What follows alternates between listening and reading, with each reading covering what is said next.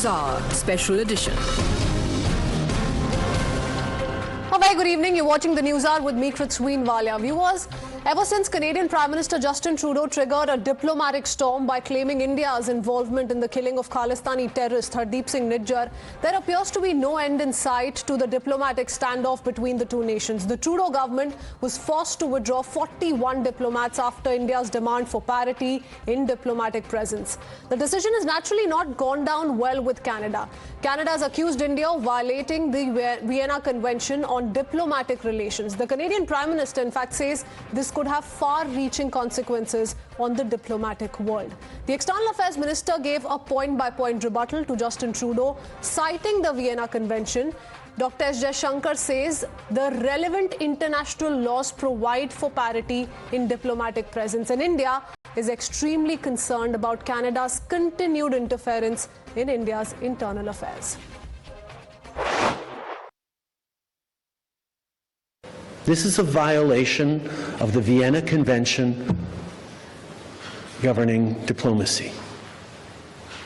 This is them choosing to contravene a very fundamental principle of international law and diplomacy.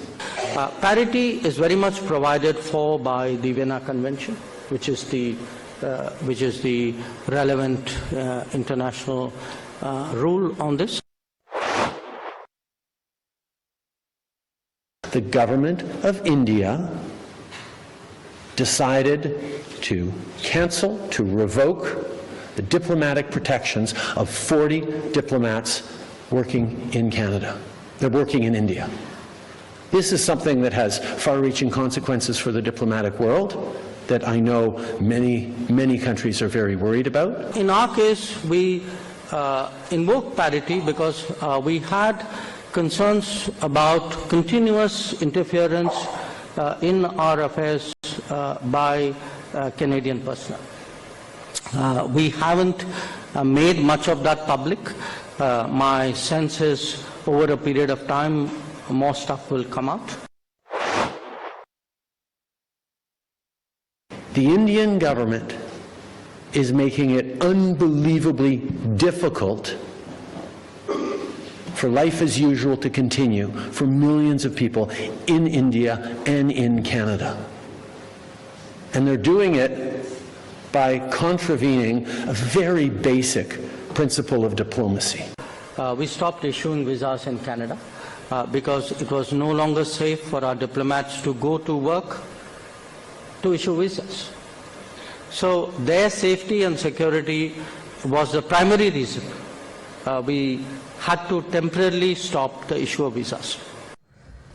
However, Canada's tirade has found endorsement among members of the Five Eyes Alliance, especially with the United Kingdom and the United States of America. The United Kingdom, for example, says it does not agree with the Indian government's decision and the removal of immunity is not consistent with the Vienna Convention.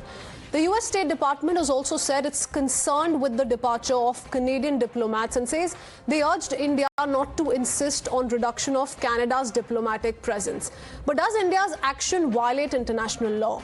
The Indian government is quoting Article 11.1 of the Vienna Convention, and here's what it states, and I quote, "In the absence of specific agreement as to the size of the mission, the receiving state may require that the size of a mission be kept within limits considered by it to be reasonable and normal, having regard to circumstances and conditions in the receiving state and to the needs of the particular mission." So can Canada really stand behind the defense of violation of international laws when they're unable to rein in terror elements in their own backyard? Let's quickly open this up with our guests and experts joining us this evening on the Newshour at 9. We have with us Mr. Brahma Chalani, strategic affairs expert. Also with us is Ms. Veena Sikri, former diplomat, and Michael Bosserque, global affairs analyst and senior fellow, Atlantic Council.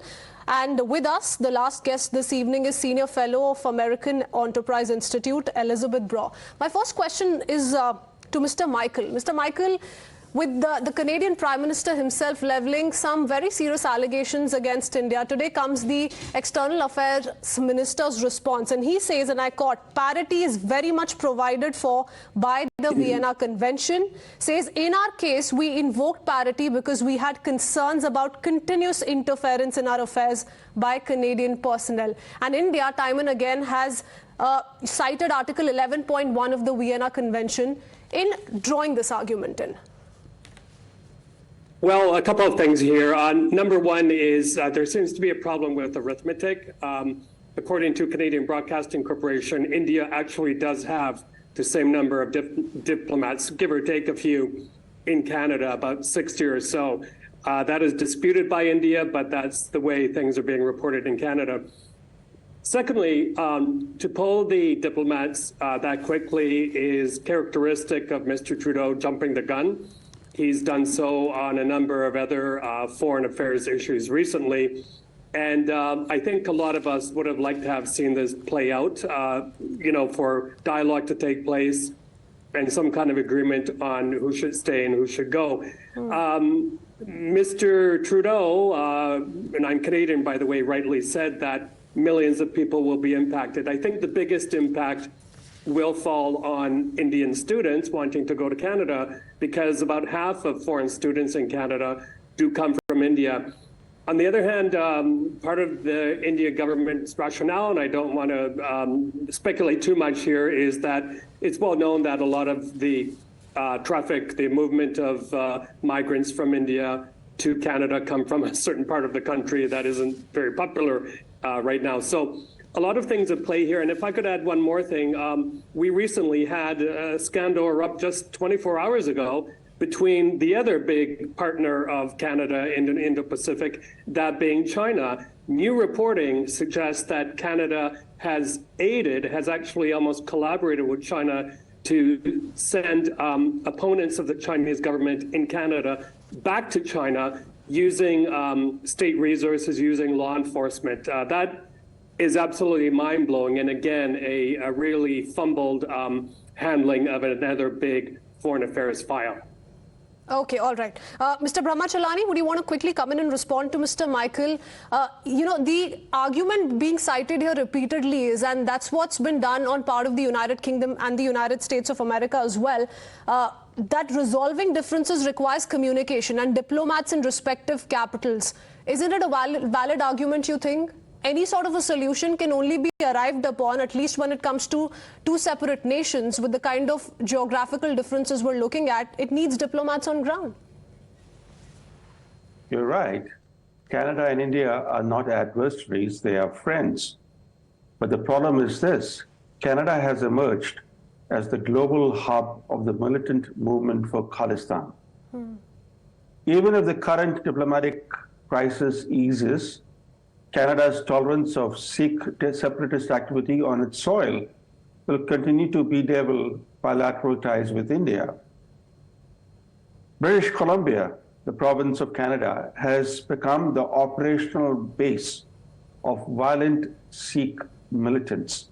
Let us not forget that in 1985, Canada-based Sikh militants were behind two bombings that targeted Air India flights, and one bombing killed all 329 people on board.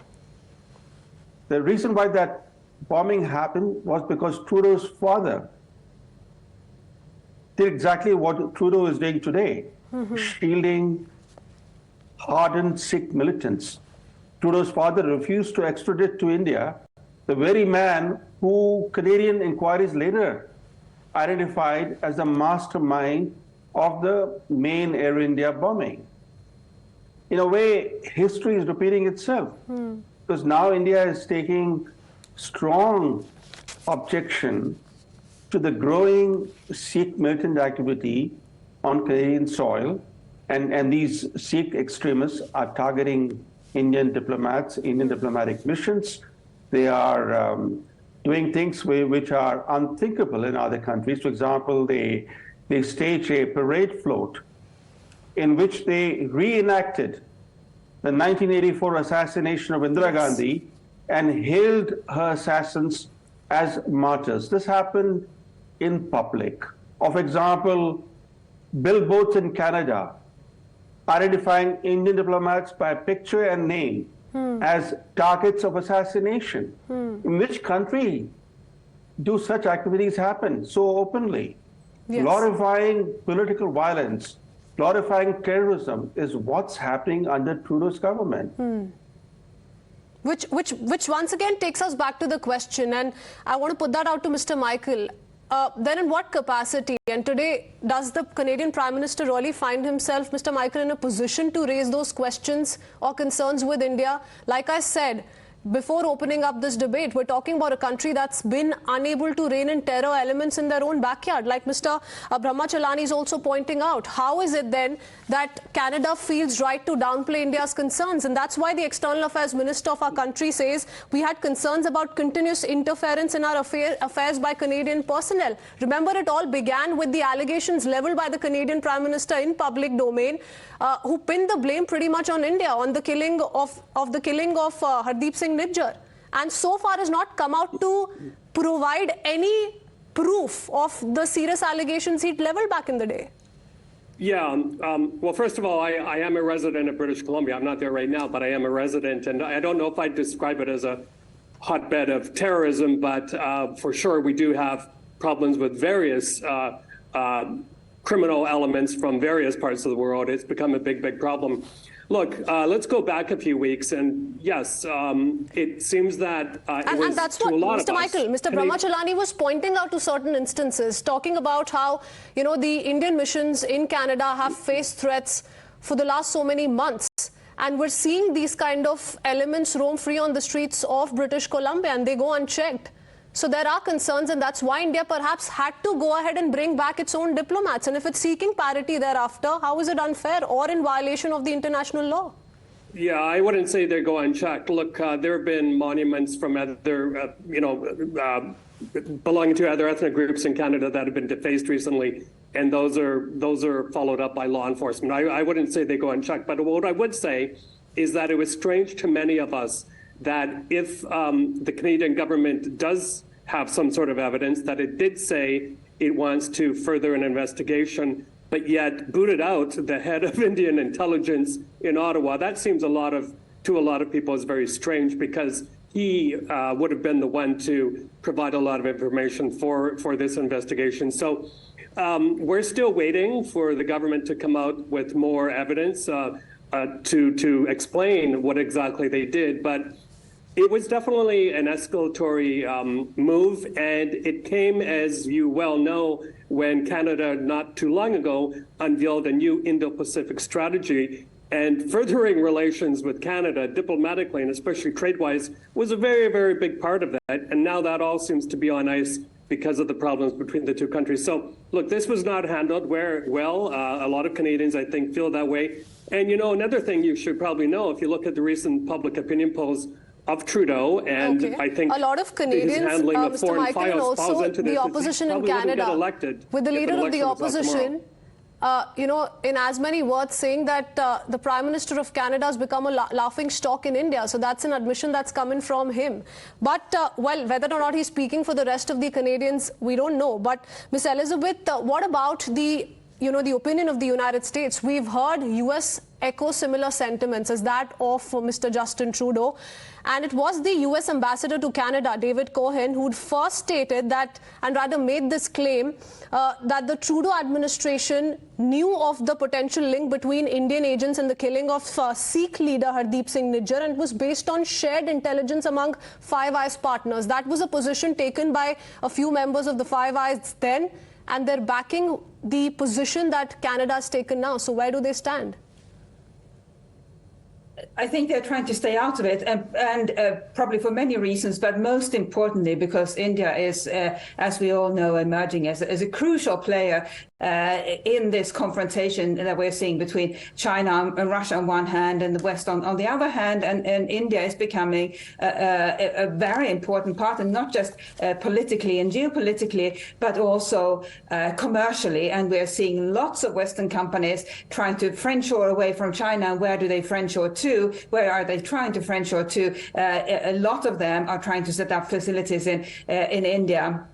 and neighboring countries, but primarily India. And that is, if I may say, this is India's second chance at becoming the key participant, new participant in this global manufacturing economy that saw China win in the late 80s and early 90s. And now China has made itself undesirable for Western companies, and China's made itself undesirable, and India is becoming a desirable, hugely desirable destination once again. So, of course, Western governments are trying to support that. They're trying to help their companies find safer locations in which to base their manufacturing-centered operations. But then the other thing that we should remember is that this is not just a problem that's likely to face Canada. Lots of Western countries over the recent decades, and indeed before, have had very humanitarian-minded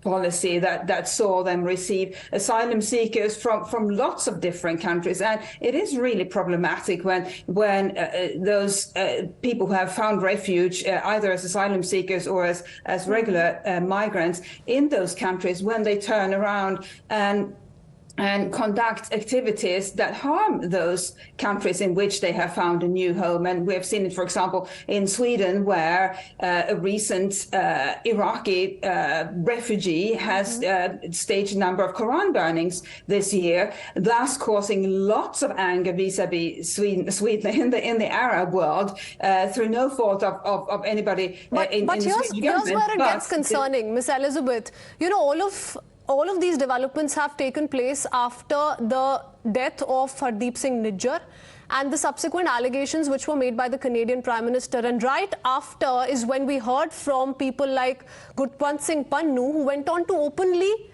threaten Hindu community members living in Canada on Canadian soil. So there are elements such as that, such as Mr. Pannu, who are also residing in countries like the United Kingdom and the United States of America. And that's why perhaps it does as much concern these countries as well. Well, it does, and that's why what they say matters so much. And we have seen, for example, in the UK, we have seen the assault on the Indian High Commission in London, which was quite dramatic. It obviously didn't cause much damage, but it was dramatic.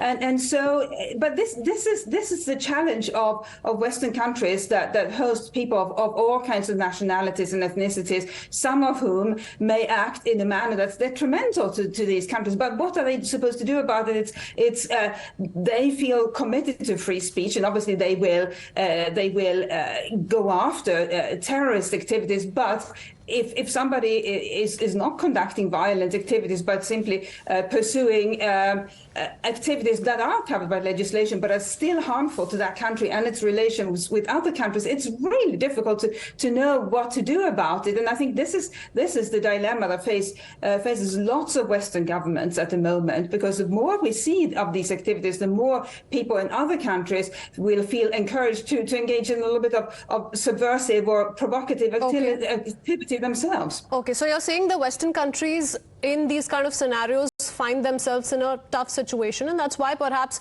we end up seeing what we do end up seeing and the kind of different positions that each of these concerned countries end up taking. Ms. Veena Sikri, do you quite agree? Are you in agreement to that? Because, Canada has come out to call India's quote-unquote action unethical. But given that they've not come out to explain so far why it's unethical, do you think an attempt is being made to misinterpret the entire situation to the wider world? I must say here very clearly that I don't quite agree with what has been said just now on the panel, because this is a question of having double standards. If the same people were saying something against the US or against the UK, about those countries, then you decide suddenly you want to take action against them. But just because they're saying things about India, you feel, oh, well, it's difficult for us to call out those people, even they're our own citizens, but we don't want to call them out. Look what is happening in Canada. Actually, the statements by the Prime Minister, the statements by people like Mr. Pannu, whom you just referred to, they're dividing Canadian citizens one against the other. The people of Indian origin who are living in Canada, whether they're Hindus and Sikhs, and they've been living in harmony all this time, but now they're being divided, they're being put against each other. I think it's absolutely amazing and unacceptable. And it's amazing to see that there is absolutely absolutely no reaction from our two panelists from the USA and from Canada. And why do they feel that this is just posing a difficult situation which the government can do nothing about? They are your citizens. They are calling for violent terrorist action against Indians, against other people of Indian origin. They are calling for assassination of diplomats. I have not heard of a single country in the world where the ambassador of accredited to Canada is being called out for being assassinated, and billboards are being put up. But you find nothing wrong with that? You find it's quite normal? Is this normal diplomatic behavior? Is this how you ensure the safety of diplomats accredited to Canada? I am really amazed to hear that. Such equanimity about it. Whereas if anything were happening similarly to an American diplomat or a Canadian diplomat in India, I would not find such equanimity from you. I would find a great deal of anger. And I can tell you, as has been very well explained in what is coming on the screen right now, India is not in violation of any the Vienna Convention, of any section of the Vienna Convention at all. The number of diplomats posted in any country is largely the result of an agreement between the two countries. It depends on goodwill, on friendship, on understanding. And at a time when Indo-Canadian relations were growing and prospering and trade was increasing, there were a lot of trade offices opened by the government of Canada, and they were allowed to function in different parts of India very freely. Especially given, Ms. Sikri, they do not feel safe anymore in Canada. Why should they continue staying in Canada? And what explains this kind of a ratio? 60:20 doesn't make sense. If there are 60 diplomats Canadian diplomats in India and there are 20 Indian envoys in Canada, why should there be this kind of a difference, especially if they're not feeling safe? Well, yes, absolutely right. I'm saying that, yes, in times of good relationships, this can happen. It's also within the Vienna Convention. But when there is a problem, when you find India being accused absolutely by your Prime Minister, and he speaks to other heads of state about it as well, without a shred of evidence have been given to India. And India has said we are willing to accept evidence and look at it and inspect it and discuss it. But still not a shred of evidence has been provided. But there is talk going on that this is the case. Now, in addition to that, when you find that our diplomats are under stress, and there are, as Mr. Brahmacharani mentioned about these parades with, lauding the murder of our former Prime Minister Indira Gandhi, why doesn't anybody in Canada, the government, the people, the legislators, why don't you find it unusual? Mr. Michael says it's not completely left unchecked. Yes, and I think that we are now going to carry this further, and perhaps we'll even go to the Financial Action Task Force based in Paris and say that we have given so much evidence to the government of Canada, a very specific, clear evidence, nothing about credible allegations, but specific evidence about terror funding, about all kinds of illegal activities being committed by these people, and that is why we wanted some of these people to be extradited back to India so that they can stand trial for what they have been doing in terms of terror funding. But there has been not a single response from the government of Canada. Not a single response. So if the government of Canada does not want to respond to what the government of India has been saying to them in all sincerity and in all honesty, then it is within India's international obligations and rights to take this to whichever other body is going to treat it more seriously. And that includes the Financial Action Task Force. It will probably be the first time that a Western country has been accused through the Financial Action Task Force of complicity in terror funding and drugs and all kinds of such activities. Okay, so it's incumbent upon the Prime Minister of Canada then, Mr. Michael, to put a full stop to this entire controversy and this diplomatic tussle that we see brewing on a regular basis. Walk the talk, ensure that the Hindu community, the Indian community in Canada is safe, a free run is not given to the Khalistani elements. Temples are not coming under attack regularly. Indian missions are safe. If none of that is happening, what do you expect from India? What do you expect India to do? And why should India not act in the manner it is? And this is not in violation of the Vienna Convention, as the External Affairs Minister pointed out just today. Yeah, well, look, I think one thing that might help clarity in all of this, if the Indian government did come out and say exactly how many diplomats it has in Canada. Again, as I said at the beginning, according to the Registry of Foreign Diplomats in Canada, there are about 60 Indian diplomats in Canada at the moment. That would give us parity. Secondly, in terms of what's allowed, what isn't allowed in Canada, Mr. Trudeau and his ministers have strenuously said that Canada is a land where freedom of speech is protected. That's for sure. I mean, I can go out on the street or write in a column tomorrow that I don't think Trudeau is doing a good job. If I was an Indian journalist in India and I level the same criticism of Mr. Modi without due respect. I don't think I would get the same amount of leniency. In fact, journalists in India have had a very tough time under his administration. I'm just putting that out there. One more thing here is, look, as far as I know, when monuments or other very important agencies or buildings or whatever belonging to certain ethnic groups in Canada are attacked, they are acted upon. And one last point to the mind, I think this is very important, is that when you open your doors to mass migration, especially from big countries, and at the same time, while you're reducing your capacity to vet applications, when you're reducing the number of people in the immigration department, it's very difficult to sort out who's good and who's bad. And that's a big problem Canada has right now. What's also, Mr. Michael, a problem perhaps at least many in India would think is that you're still wanting to buy into what was said by Mr. Justin Trudeau. And Mr. Brahmachalani, last 30 seconds to you before I quickly wrap this up. And if you may want to respond to him, he's still wanting to buy what was said by the Prime Minister when he spoke of the right to protest and freedom of speech. Mr. Jalani. A couple of points. First, any diplomatic mission comprises both accredited diplomats and non-diplomats who are secretaries and administrative staff. So to say that India has the same number of diplomats in Canada as Canada has in India is not right. Canada had nearly 3 times as many accredited diplomats in India as India has in Canada. An important point.